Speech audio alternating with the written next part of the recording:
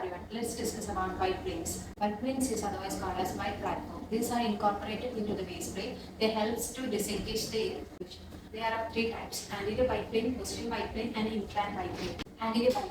Anterior biplane is used to trim the deep overbite by selective eruption of the posterior teeth. Anterior biplane is fabricated by thickening the base plate in the maxillary anterior region.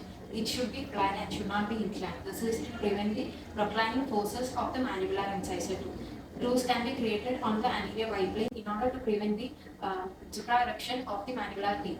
The thickness of the biplane should be sufficient to open the bite in premolar region by 3 to 4 mm and in the molar region by 2 mm. Grooves can be created in the anterior biplane in order to support the incisive tips of the mandibular incisor teeth. The palatal plate should extend 2 to 3 mm legally to prevent the supraeruption of the maxillary anterior tooth. It also aids in the retention and also it increases the anchorage potential of the base plate.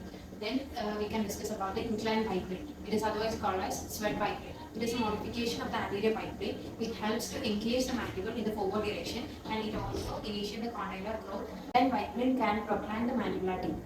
Posterior biplane. Posterior biplane is formed by extending the base plate to cover the occlusal surface of the posterior teeth. It is used for the treatment of the anterior crossbites as they help in removing the interference of the opposite teeth and it also helps in generate the overbite. Thank you.